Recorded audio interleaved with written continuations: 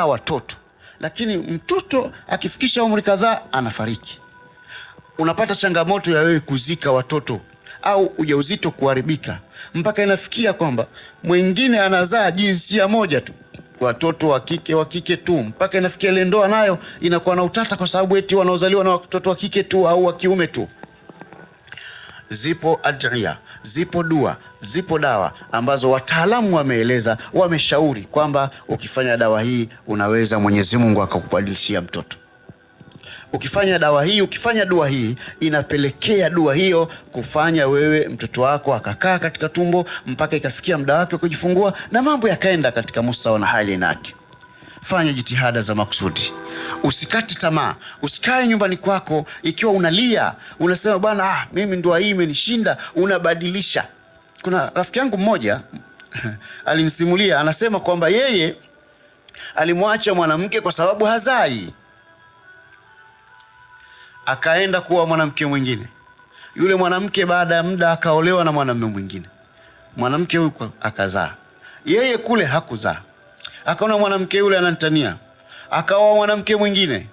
Alipooa mwanamke mwingine hakuzaa, akaongeza kama wanawake watatu hivi, lakini hawakuzaa. Kumbe tatizo ni yeye.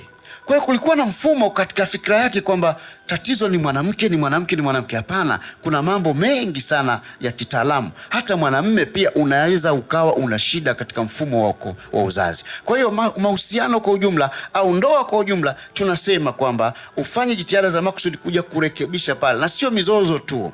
Lakini kuna ndoa nyingine siku ukiwasikia wanacheka, watu wanajiuliza leo imekwaje fulani na mke wake leo wanafurahi.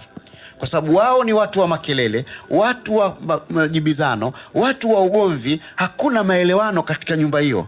Sasa maelewano yanawezekana yakawa ya sababu ya upande mmoja au sababu ya pande zote au sababu ya eneo lenu katika nyumba yenu ikawa kuna shida.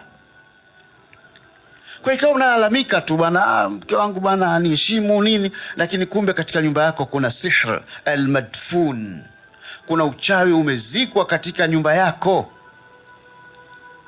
Tunazo dua, tunazo dawa ambazo dawa hizi ukizitumia kwa uwezo wake Allah tabarak wa taala, mambo yako yatakwenda katika mustawa na hali ya aina yake.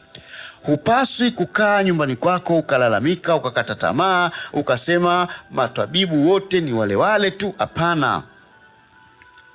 Dhahaba rijalu wa baqiya rijalu rijala.